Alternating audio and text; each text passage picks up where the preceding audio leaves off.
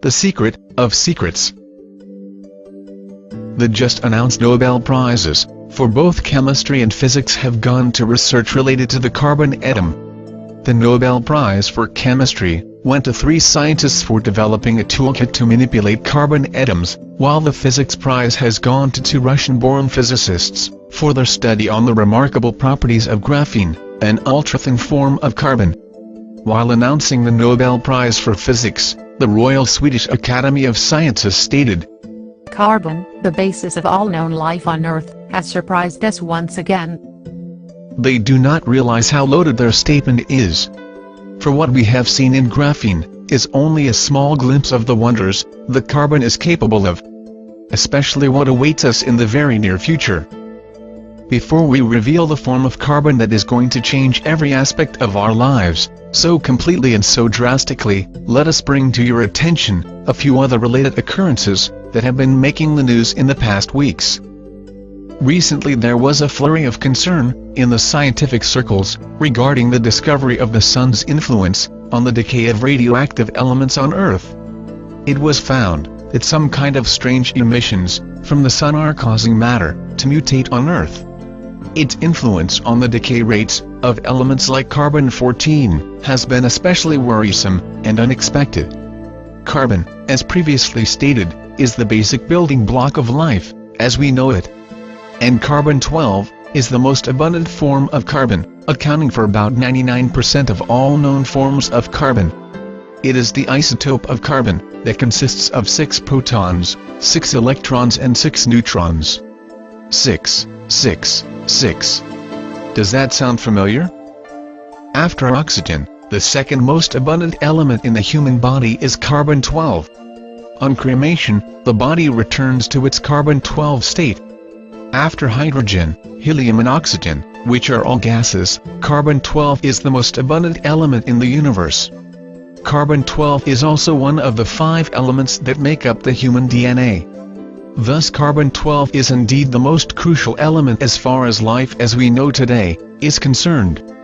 This is probably what the writer of the Revelation meant when he said that 666 was the number of man, or number of the beast. It is the number of carbon-12, which is the basis of man's physical body, which ties him to the physical universe.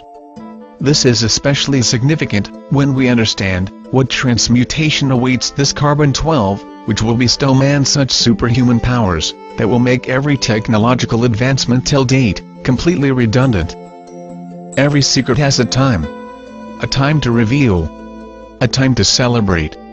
It is now time to reveal the secret of all secrets, the secret of alchemy, the secret of the philosopher's stone, that which transmutes, in a symbolic sense, lead to gold, the secret of the elixir of life, the secret of Amrita, or ambrosia, the nectar of immortality, the secret of something we shall label ascension, since its primary function is to aid the coming ascension, to form a portal into the higher dimension, the secret of carbon-7.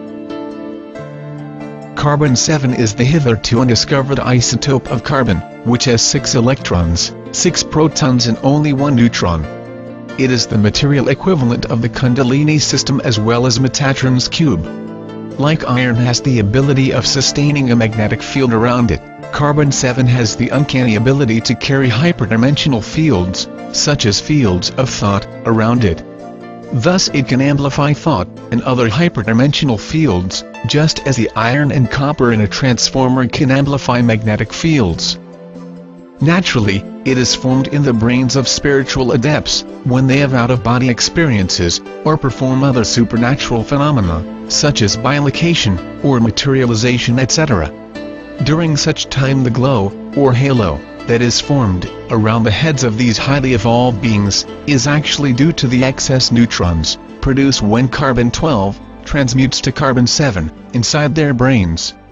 However, this carbon-7 quickly decays to other stabler forms of matter. Hence it is almost impossible to detect carbon-7 directly in the human body. History and religion has offered us many clues as to the identity of this most wondrous material through cryptic notations, symbols, and enigmatic texts. But it had to veil it in the most puzzling language and symbols since this knowledge, in the wrong hands, could mean the destruction of this planet. Such is its power. In that case, you may ask, why we are revealing it now, since the same risks are still prevalent. There are two main reasons for this revelation, at this point of time. 1. We are now at the very threshold of the most significant shift humanity has ever experienced. It is the time for all secrets to be revealed. We have been holding on to this secret for a long time. And nature has spoken, through signs, that the time for this secret too has come too. Although the atomic structure and the properties of this wondrous material are revealed here, it is extremely difficult to synthesize carbon-7 in a laboratory, other than in expensive particle accelerators. In the Kundalini system, this 661 configuration is represented by the male and female counterparts of the 6 lower chakras, and the 7th chakra, which is the neutral Sahasrara. In Judaism, Metatron, who is considered to be God's mediator with man, is often represented by a cube formed by 13 circles, comprising of one central circle, surrounded by 6 inner and 6 outer circles.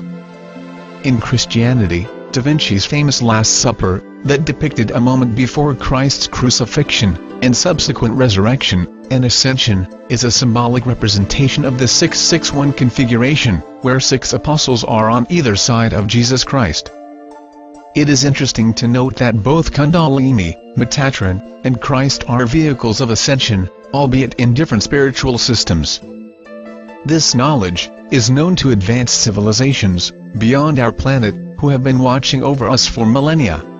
The release of this information, at this point of time, is also meant to accelerate disclosure.